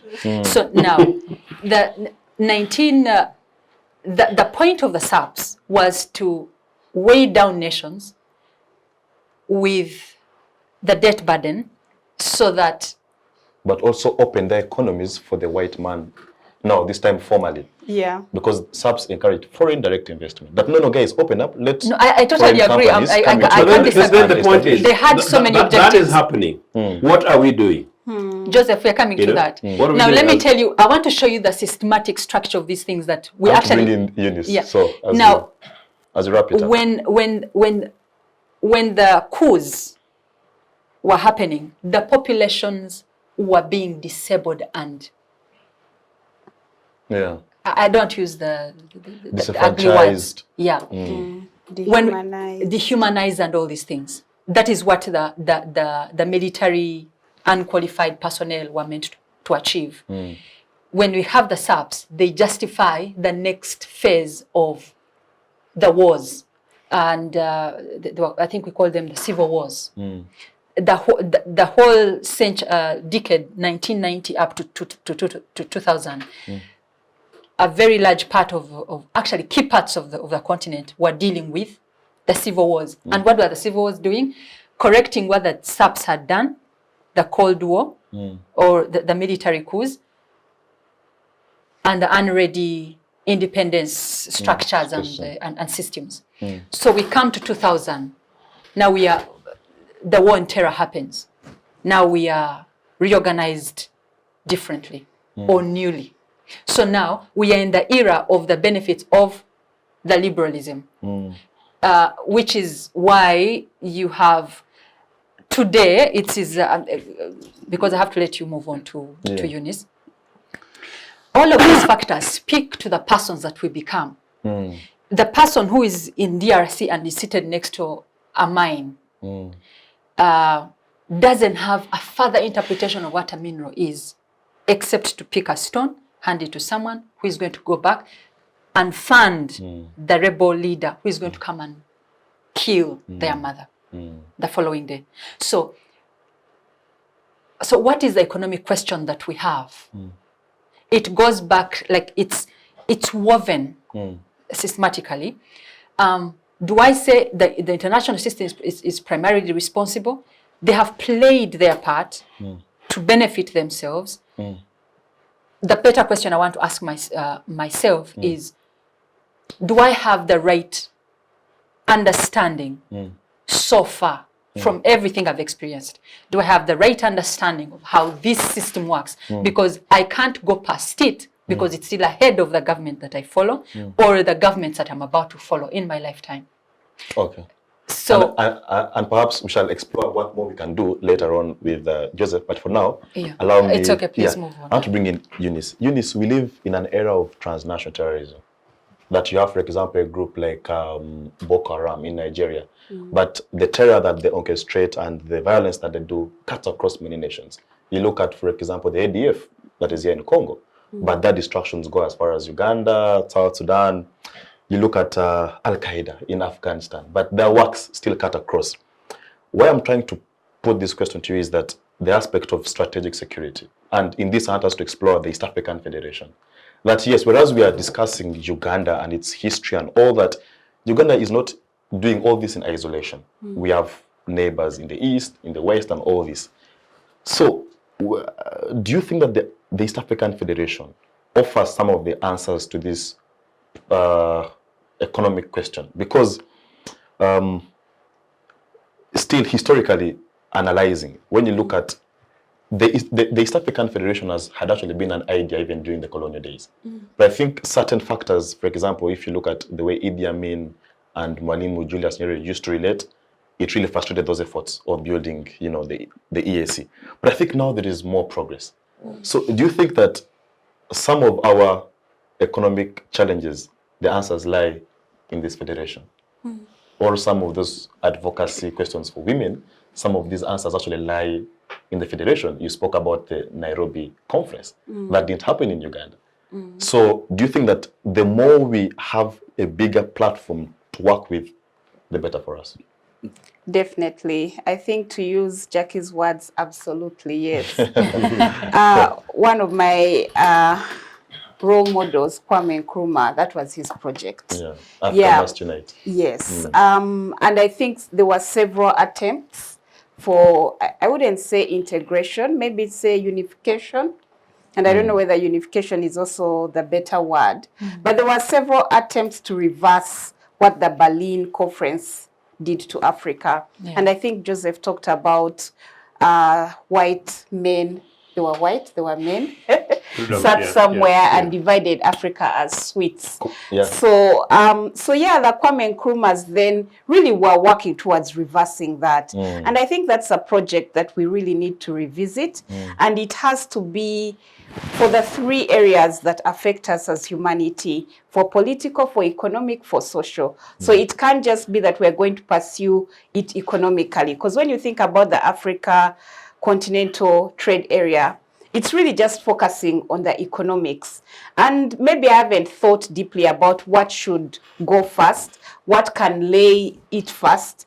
But I too believe that truly it has to be political rather than economic, because I believe that the leadership question then plays a role in the economics. So when I think about the new president in Kenya, Ruto, he's a project to study, by the way. Yeah, absolutely. Yeah, because sometimes I'm not sure where he leans. So I've been listening to him intently. In terms of what? In terms of, well, West I don't. African Federation? No, I don't want to use leftist and right-centered. Yeah, but maybe just to say to be pro-people. Yeah, let me use that instead. Yeah, because also I feel that when we say, oh, you know, I'm more right-centered or I'm left-centered, it's also a colonial... But is he pro the East African Federation? He Perhaps is. that would be the You most see, when important. you're pro East African Federation, in what way? You may be pro East African Federation, but from a capitalist lens. And capitalism, as Jackie was trying to articulate, it's profits over people. The profits first. It's extractivism. It's individualism. It's me, myself, and I. So if you're pro East African Federation because you want to ensure that Kenyans benefit from the East African Federation, then are you pro East Africa? But So it is a mutual benefit. it Kenya can be. benefits, Uganda also benefits, Tanzania benefits. Is that what we've Burundi. seen so far? No, this is not what we've seen so There's a far. difference We've of seen that a lot of the times in the generating. East African Federation, when interests converge, they come together. When it's then my country, yeah, we are not going to import maize from Uganda. Yeah, because it's affecting our business people. Yeah. Akina Mama is a Pan-African organization. It's not easy to get working permits in Kenya. Wow. Yeah. Why? Because they're protecting their people. And that's because we are putting the economics first. Why am I saying that politics matter? Politics help you to define where and how you want to move. So that's important. And that's why it's important who we are sending to the East African Federation. I know for NRM, it's a foregone conclusion. They've sat, they've decided, etc. I was just Googling all those people, who they are, their positions on different aspects, and a bit disappointed. I don't see them as thinkers, as thought leaders, because the people who would be sending to the East African Federation, they need to be thought leaders, they need to be thinkers, as going to their Twitter pages. I mean, they almost have next to nothing in terms of thought leadership. You can't Google them, none of them, and you can quote me on this, has a paper on the East African Federation. Why are you going to the East African Federation? You mean from Honorable George Odong to Honorable Namara to Honorable... Not the old ones, the new ones that they are bringing. You see, because The Honorable Iyala Namara, MPs. yeah, the Iyala MPs, those ones have been there. Honorable Mary Mugenyi, they've been there. So it's easy for them to, it's easy for you to pick some articulations of what they've said in terms of the East African Federation. But the new ones that are coming, none of them has a think piece on the East African Federation. Perhaps we shall get to hear from... Yeah, we shall hear, DPC man, yes. Because I think they have Honorable Bill, that your General Secretary is... He's Akina's General Secretary. Akina's. Yeah. Who is your own General Secretary? No, this is very important. So, Shukari, look, Eunice, this is fantastic. I have been in a show like this, at least 3 different networks, particularly on the East African Federation, and have substantially questioned the leaders of various political parties in this country about exactly that the East African Legislative Assembly cannot be a dumping ground like we dump some guys called RDCs and others, or some ambassadors. It should actually be the space, the next space for, if you like, our African identity. is the next space where the leaders who go there are guys who, when they find themselves in Addis Ababa, they can think Africa. Are guys who actually, if they find themselves in Jamaica, they can actually create desire for our African brethren in Jamaica to all come for a holiday or permanent residence in Uganda. And indeed, people can think that actually Brazil is the largest African nation, has got the largest African population outside this continent. It is actually an absolute shame. And so takes me back to really part of what you're saying. The challenges facing us is neo-colonial, yes. It is excess capitalism and imperialism, yes. But for us today, after 60 years, African leaders, we Africans have to wake up, take a position and run with it. And for that, I will disappoint Jackie. No, I'm coming. Actually, Joseph, I want you to finish with this in mind. What the position you want to make. As long as I've lived, I've heard this phrase, we Africans need to wake up. Africans need to wake up. No one ever defines what does waking up mean. Now, when I say we are absolutely not independent, I am very deliberate. I know it's written on paper. I know we are a sovereign state. I know we are related to in a particular way as a. But when you analyze the entire international art of work or system, this is not to say that we cannot be free or independent. But these phrases we make in passing that, I'll take an example. The statement that the gentleman of EFF wrote, made when the Queen died. Should that still really be our position as a people? There was a general celebration about it. And from a political perspective, maybe as a political person. And that's the part of waking up. Exactly, yeah. He was telling us to be conscious to the nuances of celebrating someone who has a symbol of oppression. Yeah, our symbol of oppression. So that's the waking up. Let me tell you where my problem is. Every generation before Malema in South Africa has had the same stand. Why is it that we don't revise where we are coming from? Why is it that every generation comes and it has the same position as the old one? Not necessarily. Why is it that now I'm giving this, I think, let me say, not in a general perspective per se, but there is this tradition that we have in Africa that we react. We are reactive, and I'm totally against that. I think if we were proactive, our approaches would be totally different by now. For a country such as South Africa or any other country on this continent, I saw Uganda. That's her name. Uganda, something like that. That's her name. The professor who the Nigerian who outrightly, professor. We all have emotion about this whole system. But I think we have to realize that our craft of resistance has holes in it. Are we supposed to resist? Yes. But is our art and craft of resistance the way it is? Is it effective? I don't see people going back to study and say, the people in 1960s behaved in a certain way, and I wanted to actually mention this to you, Joseph. The people who attained our independence and the cohesiveness and the unity, and it had justification. Okay, Jackie, these guys. To protect. No. I'm making my last point. To protect Joseph. Please. So, what did you want him to have in mind in just one statement, so he can respond? I don't know if there is one. This is, I think, I don't know if I'll have another chance, but I need this to be heard in as far as independence is concerned. You will later. So but for now, I would like us to get into the culture of analyzing the enabling and the disabling factors of our behavioral patterns and systems in as far as political response to international system is concerned. Good. Thank you, Jackie. I will be very delighted. Unfortunately, I don't know whether time will allow to hear Jackie be slightly much more categorical about what her alternative approach to the challenges we face are.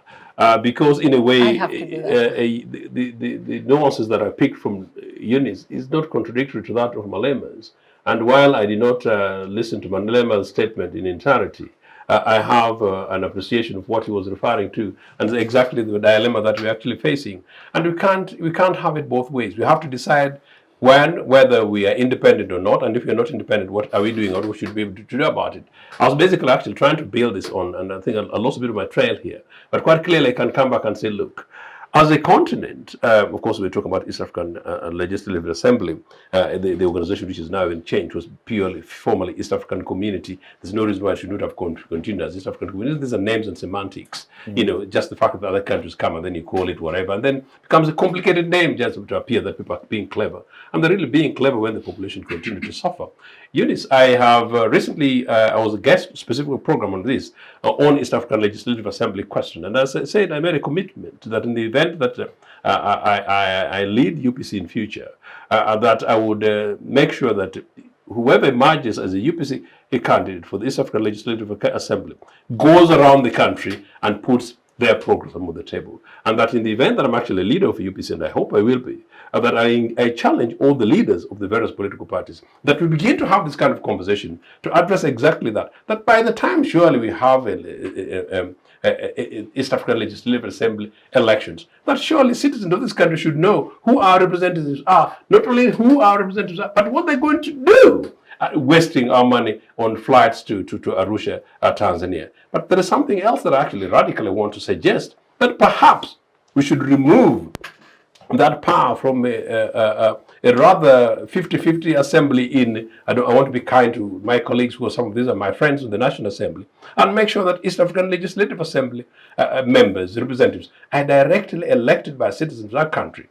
Milton Obote in 1969, Jackie, to disappoint you, I'll mention his name again, said this, that to representatives of this African to East African community at the time, that delegates being elected there, that once you leave and you go to the East African Legislative Assembly, you are representing Uganda, but once you reach there, you must make sure, this clip is doing the rounds, I'll find it, you must make sure that you are there to serve the interests of East Africa and not Uganda. And it's this power of disempowering ourselves to look for the bigger. And I think that's part of the issues that we face, even amongst the question of the indigenous identities in Uganda, where we are sold into this thing about my corner of Chubnist Nagongera versus the other, which is battling us 60 years away from independence. But I just want to say quickly, I know time is ramped, but ironically on SAP, that's why I was talking about leadership, it's extremely important that Africans, we need to wake up and begin to think.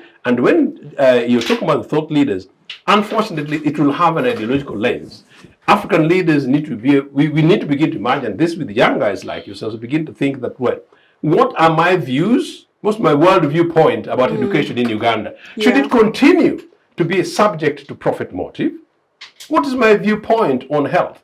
I had visitors the other day, ironic of all places, from the Gambia versus UK, and they were shocked, a journey between Ntinda and Kampala City, Maine, the number of pharmacies. I said, Joseph, what's going on? I said, yes, those are private entities. And yet we know that 80% of Ugandans don't use pharmacy. They use indigenous medicine. Yeah. These are things we either deal with or we actually just enabling the rest of our country to do basic tourism. So structured adjustment program, Uganda was the first country to be thrown into this thing in early 80s when under UPC government. And then the next was Ghana. But guess what? Milton Obote said no. In part because we had a UPC 10-year program in the 60s, massive, miraculous change, for indigenization of our republic, interrupted by Idi Amin with the staying as indeed. I had an idea whom you're talking about, and it's another different interesting topic. But then leading to the 1980 general elections, competitive conversation, party manifesto. The only political party that had a manifesto in 1980, we have no clue what Musiime represented. I don't know what he sold to people in Mara North in Rwanda. He lost, So we had a manifesto, a thinking thing, template for the people of Uganda in the event that we elected, and that's what we sold to the people of Uganda, and we elected in it. So what did you know what he told the IMF and World Bank guys and so-called donor nations, including the OECD guys, that you guys, this is what we had at independence. This is what we did. This is what was interrupted. This is the mess we found ourselves after 10 years of Idi Amin. Our women are walking naked, to use own word, and their children are going to school. This is what we want to do. This is our blueprint. On the basis of our program, this is the accounts book. We shall generate this from cotton. We shall generate this from coffee. We shall generate this from tobacco, to use his own words. You know, we shall generate this from taxation. This is what we believe we can borrow. And this is what we think, if you want to give us a grant, it is. But when it comes to selling off our banks, if anything, most of that money was for rehabilitation of our banks, industry, transport infrastructure. Eunice, you and I, in a certain forum where they keep throwing these things on us, meaning Minister of Supplies. The Minister of Supplies were not about lack of commodities. It was also deliberate, including making sure window 1, window 2 of the economic program under the circumstances at the time to make sure that we're key sectors of agriculture get tractors and plows and many of these other things. Key sectors of the health services get whatever is required, resuming the country. So it is actually possible that with our leadership, we say yes to structured adjustment, but on our terms. But guess what? What happened to Malaysia? Malaysia managed to undo many of these things. Africa needs to wake up, and we need leadership. I think we should stop sinking in the sand. And sometimes when we say no, yes, no, we're actually trying to play safe. And I think we should stop playing safe. And the sooner we did that, the better. The better. Can I conclude what I was saying? But in 1 minute, please. In I have to 1 bring minute, you Professor. He has been quiet this entire time. I know, we're not going to hand over the baton to Professor. I just wanted to say, in your question, you asked me about religious fundamentalism. And oftentimes when we think about religious fundamentalism, we think about maybe people of the Muslim faith, etc. And forget that we also have Christians as religious fundamentalists. I have heard Ruto say severally, I have been elected by God, I prayed and etc. And he has very conservative positions on some of the issues that affect women. So when we think about whether he's going to be pro-East Africa, East African integration is not merely economics. It's everything, social aspects. People-centric. Yeah, so we need to think about that as well. And when you think, yes, you gave me 1 minute. So let me, let me conclude by saying, when Akina Mama was formed many years ago in 1985, it recognized that the question of Africa was a leadership question. So it was set up as a leadership institute. But it also came up with a worldview, 2 worldviews, feminism and Pan-Africanism. So we merge the 2 worldviews. We have to go back to Pan-Africanism. We have to go back to feminism. I know not everyone embraces feminism. You can embrace Ubuntu Pan-Africanism, which is feminism. Feminism as an emancipation of women. I'm so sorry to say this. That's very important for in this country, part of the race that you guys face. Once you talk feminism in a certain section of Uganda, people think the other thing. No, feminism, and that's why I'm a feminist. It's about emancipation of women and creating enabling environment and possibilities and capacities for women to become part of the global world community at our level, on the basis of their capacity, as equals. Yeah. Thank you. And perhaps we can cut William Ruto some slack and give him at least the first 100 days to see how actually, the phrase we are using with William Ruto is wait and see. Yeah, let's cut him some slack at least. Professor, let me come to you. We are trying to discuss and evaluate post-independence, really. And I think the major focus seems to be around the economy, but also some politics. Just last week, we saw the European Union Parliament saying that, well, we are funding the East African crude oil pipeline, at least 63% of it. You will not use our money if these issues are not addressed within a period of 1 year. Some people have argued that African countries, or even in this case, Uganda, is still facing some neo-colonial tendencies. Do you think that, for example, the European Union resolution to say that Uganda should not continue exploiting its oil that it has discovered, but not forgetting that many European countries developed through mass industrialization. They exploited their coal and whatever resources they had, and others saying, hey, Africa, first hold on. There is the climate change issue that we have to first address, and your development should first, first hold on a bit. So do you think that some of these, do you think that the European Union resolution, are some of the tenets still left to show that we are still somehow being subjected to some overarching authority somewhere? Well, let me speak straight to the question. There are things I wanted to. No, sure. You can spend some time for that. No, in terms of the resolution, the conditions that the European Union impose or is threatening to impose. I think one is when you knock at somebody's door and you want help from that person, you understand that the person is going to give you something also based on her understanding of what benefits he or she extracts from that. In this context, the European Union is an experiment that is somewhat organic in nature. It rests largely, is anchored on ordinary people, their views, their support, and so the ordinary people. In this context, you have a number of young people now who interact, who understand what happens outside the boundary, and they want to have a say as to how resources that come from their society, including form of taxation and other things, how it should be used, where it should be used, and the impact it should have. Okay. So based on that, when they see, you may not agree with them, but if they see that in a particular area, there are concerns about rights, their rights being violated, and they don't want their resources to support some of those activities, they do it. Now it's up to us to say, wait a minute, let's have a conversation here.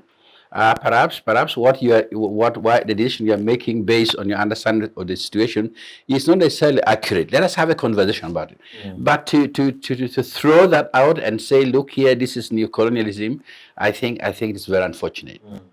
To some extent too, it depends on our understanding of really what neocolonialism is. Or economic racism. So if one borrows Nkrumah's working idea, new colonialism is at the most pedestrian, most basic level, is colonialism by remote control.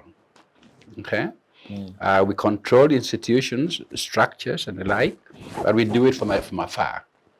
We have others who run the system. The comprados. Okay. I think this is an area in which to be fair, I understand the response. The tendency to even condemn whatever comes from outside that doesn't work in our quote unquote best interest, and best interest here is defined by the actors who want to define it. Okay, to refer to this as being imperialism. Can I ask Prof? On this one specific? You will ask him after my question.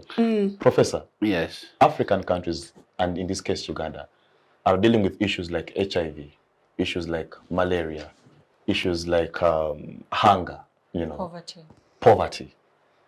And for us to somehow get out of this, we need as much money as possible for us to finance our healthcare and things like that. What I want to pose to you is that, should we jump onto the bandwagon of saying that, you know what, guys, climate change is here. Let us stop exploiting our resources. Let us listen to what the West is saying, that, oh, it is time for electric, renewable energy. Yes, all those things. Do you think African states are actually ready for what the West is proposing? Electric cars, renewable energies, Okay. So I'm going to tie that to what I was saying. So we get to a point in our coexistence to at least begin to believe that there are certain common things that bring us together. And those common things, where they come from, the common things do not have fixed addresses in the West. Issues of rights are issues of rights which have been there all along. Okay? So then if they are universal, there are areas where you begin to discuss how the universality can best apply because of certain conditions. But certain rights are universal. Yeah. Which here is, I'm not saying it, our governments all along, including the NRM government, have signed onto that. Yeah. Okay, and so if rights are universals, you therefore allow the global community, cosmopolitanism, okay, we are in cosmopolitan society, for them to look around and see if there are things that don't work, and for them to say things that don't work.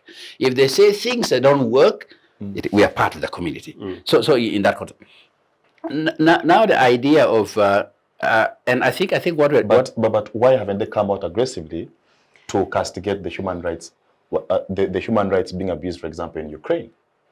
And why are they going to focus on the human rights abuses in Africa? For this EACOP thing, I think the argument has also been that the European Union has not really halted fossil fuels in their own environment. But for us Africans, who have contributed less than 3% to carbon emissions, we have been told, and yet the argument should be, what's the phased approach to phasing out fossil fuels to renewable energies? And for countries like Uganda that are coming late to the dance, it's to ask, since we're coming late to the dance, what are our differentiated responsibilities? If these same European countries that developed at our expenses, extracted from the planet, are able to give us reparations for us to also develop, because we do need hospitals, we do need schools, we do need all these things, then they can make those similar demands. Please note, I believe in the fact that we need to address climate change. But on this one, I'm deeply conflicted by the European Union, because I don't think they are actually concerned about human rights. I think it's really an economic issue, because they know the potential that the pipeline has to liberate bits of us, not totally, because the political elite will still benefit from whatever benefits it is. So again, I see this as what they have always done to ensure that Africa does not develop. Okay, can I complete my sentence? Yes. Okay. I think this is useful to have various perspectives on a single issue. I respect hers. I don't think it's a question of either or. I don't think that times we at times are so cynical that we don't want actually to see the most basic. And the most basic thing here is, okay, these are governments, okay. When they talk about violation of human rights, you may not agree with them, okay. You come and go to them and say, look here, this is what it is on the ground. Come with us and investigate and interrogate, okay. Now when they talk about having environmental impact assessment that is done in a way that preserves the rights of those who are relocated from the area, okay. These are issues which at times even the World Bank and the like try to invent narratives which don't actually match the reality on the ground. Okay, so when they talk about this, I think there are times when you see this Pan-Africanism concept and practice, it has to be grounded in reality. Okay, here is, we are talking about Pan-Africanism when there is no Pan-Ugandan, okay, movement. No, I'm serious about it. Okay, it is always beautiful to talk about, oh, we are black people. I'm not saying it's bad. It's not bad at all. Okay. But we don't even have the project of pan Ugandan. Okay, That's a project that becomes organic, it becomes a form of social contract, whereby every person and every group in the country feel they're part of this movement, this project. Okay, and I think to some extent that's what some of my colleagues were speaking to here. When I talk about leadership, it's not leadership undefined. It's leadership for transformation. It's leadership that is harmonious. Harmony here means we understand at some point there's ruptured relationship between the two of us. Okay? We have to understand why. Conscious, deliberate, and responsible. Yeah, why it happened. Because we want to change that, we want to heal that relationship. Okay? And we have ruptured relationship in our country.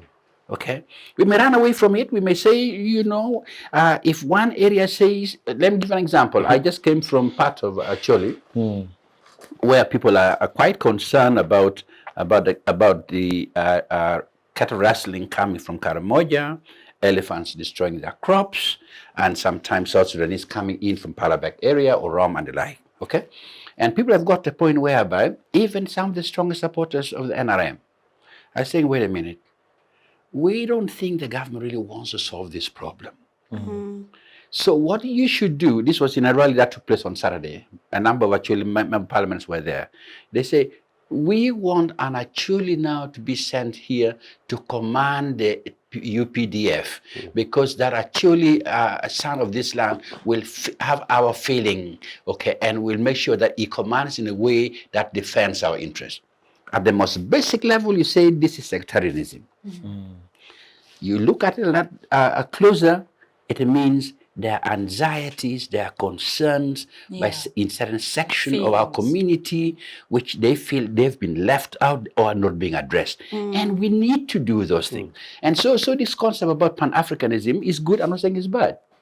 But for it to make sense, because we talk about this over and over again, for it to make sense, why don't we begin first by having within my own village people coming together?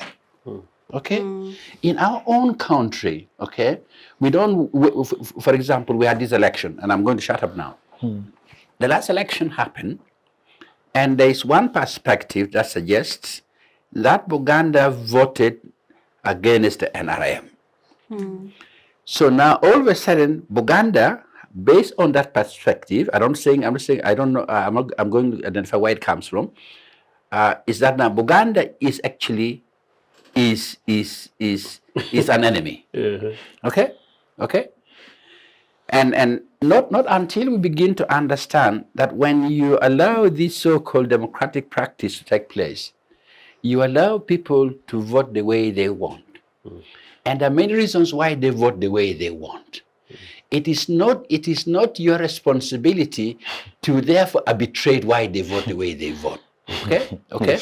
And so when they vote the other way, what you do, if you want them to vote your way, is to go back to the drawing board and ask, why did they? How can I bring them? Okay? Don't declare them to be an enemy. Okay? Okay? And so I understand the concern that yes, the European, the global warming and like the bulk of it comes from outside. It is useful. What my sister is saying is useful. Our voice must be heard. Okay? But we also understand the way things work sometimes. We are the ones, because now you cannot go to them, people say, wait a minute. Now we also want reparation. Okay? When you overcrowd, okay? When you overcrowd what you're doing, you lose discipline, you lose focus, you get nothing. Okay? Okay, thank you, Professor. Amazing. Jackie, just lastly, and this I want to pick it up from where you stopped. When people vote the way they want, what it's trying to say is that there is a liberal sense of people choosing their leaders. I want to phrase my question, but quoting Dambisa Moyo in her book Dead Age, she asked a very important question, and she said that, are African states ready for a multi-party dispensation? Or do we need a benevolent leader? Because year in, year out, We boast of having periodic elections, but they are marred with so many irregularities. We spend so much money in a process that many people are not satisfied with. So just speaking from where he stopped, and as you respond in 1 minute, because our time is fast spent, are African states ready for a multi-party dispensation? Absolutely not. By desire, yes. Hasn't Kenya proven us otherwise, that they can go into an election with different views and elect a leader, and there is no violence, there is no, well, there is some dissent, but I mean, the country has to move on. You had to mention one because it's an isolated case. I want to respond to this like this. Democracy is not just the ballot paper. It is constructed. That is why Americans or these democratic nations invest so much money in researching the human being, which is exactly what he was pointing to, the emotions, the feelings, the sentiments, because all of that inform how someone's choice is made. You understand? We have almost, I don't know if you've ever, we have countries that do that kind of research. It will be done maybe in the cases of a few countries where this is done, is it's almost done on the basis of political interest. Yeah, I've met a couple of election advisors to presidents or election. They're not really managers, but these are guys from the world, from the rest of the world, from the democratic countries, who come and behind the scenes advise presidents on what to do to manage an election. So the definition or the actual meaning or the essence of multi-party systems cannot be, if you mean it in its real sense, not the trial and error thing that we are majorly involved with, according to me, needs much more research than we have dared or imagined to think.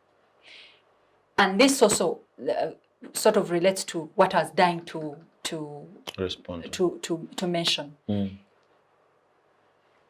The error we keep making, in my analysis, in how we make political decisions or make political suggestions. Right now we are having a discussion about the EU's position on ECO. But it has been coming. Why?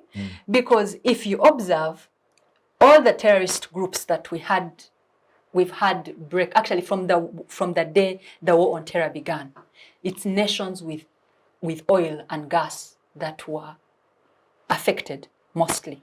Now, in the recent past, even after Al-Qaeda had been by and large disbanded or dropped, Al-Shabaab, ISIS, ISIL, and we're not, all of them have been in areas where there is oil and gas. My judgment as a person on that was that the international system was in a phase where the traditional leading countries, the first world as we know it, was threatened by the secondary group of countries that were catching up with the rest of the world. Take for example, the BRICS, the concept of the BRICS. Now, in the international practical forum, that was a very huge threat. So now all these other countries that had oil, oil is a quick, it's a quick resource in terms of profit and return and benefits and social and political or otherwise. So it was the same time when all these discoveries were being studied of minerals and oil and all over the place. So the terrorist organizations began to invade those places. Uganda was not exception. It is, I think, in 2000 just about 4 or 5 years. How about the Gulf countries? I'm coming to that. Actually, the Gulf countries are being, at some point, were believed to be proxies to Western countries. The example of Mozambique, right now they cannot do anything about their gas because the area where the gas was is where the terrorist groups came to. Now, the conversation became that Qatar was protecting its interests as a major gas producer by funding the terrorist organizations. So for me, the debate on ECOP, you can, it's a natural way that someone is going to choose where you fault most and blame you for it because they have evidence against you. But you have to look broader than that. It's a political question, it's an international economics question, it is an international relations question, it's an international security question. It is because ECOP meant a lot. If the project kicks off from Kabale to Tanzania, that means so much for the market and the business community of the East African community. It means so much for DRC. We've already proven the case by we are no longer interested so much in how much we fight, but how much business interaction happens between Uganda and Rwanda. That in itself has a lot of international political questions. So strategically, had I been on their side, the move they're making is what I would be making, because if I wanted to slow down the East African community. Wow. So we shouldn't look at it prima facie. Absolutely We should not. go to the That is the nitty-gritties. fundamental mistake that we keep making. And it's just that we're out of time, but I've written a couple of notes. So it is more than meets the eye. Absolutely, yes. Wow. This has been amazing. It has been brainstorming. It has been mind-blowing. And as a junior, I've learned so much. I think I can write a book about this conversation. It has been very amazing. I would love to give you 30 seconds to give us your last words. Only if you can use only 30 seconds. But if not, then I'll just call it off. We'll start with Joseph. No. Let us For the first prove us that actually women, when given the chance, they can actually. She has already proven herself. Do they ever ask men to prove themselves?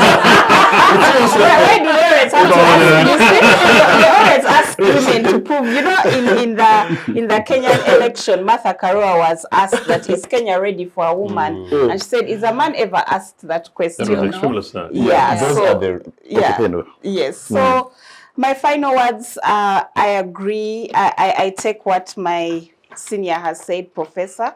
We need to work on a pan-Ugandan agenda that's critical for unifying Uganda as we celebrate 60 years, of course, with women and girls and other minoritized groups at the center. Like the youth also like us. Yeah. Okay, thank you.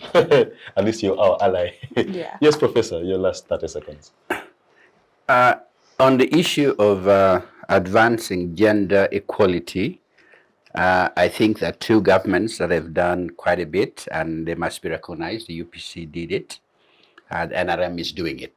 The question then is what does this mean? I think what we are talking about is you need leadership for transformation, leadership that are liberated, because otherwise you say, well, but these are women now, there's so many here, why are they doing things?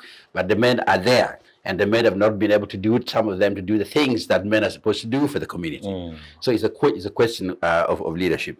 There is need from our conversation when we look at we reflect on 60 years after colonialism. There's an urgent need for national dialogue, but that national dialogue must be clearly defined. It must be inclusive. It must allow the voices of ordinary people from different parts of the country, different areas to come together. It is on national dialogue that is done administratively in a way that simply becomes symbolic in nature, because we need that healing. We need to identify where we have gone wrong, where things have not worked, and how we can do better as a nation. Thank you. Yes, Jackie. Yeah. So first of all, I thank you for inviting me, and I'm very honored to be on the same panel with all these distinguished persons. My last word would be that there are two ways to approaching the African story, or how it's written, and it has been demonstrated throughout history. There's the radical way, which some individuals opposed to Mandela tried in South Africa, and those who are opposed to Martin Luther King did in the US during the racial segregation. And then there is the Mandela way and Dr. King's way, which is, there are two poles. We can go radical, or we can go comply, understand, know how to beat what's beating you. or what you're fighting. The most likely chance we have is with the Mandela, Dr. Kingwe.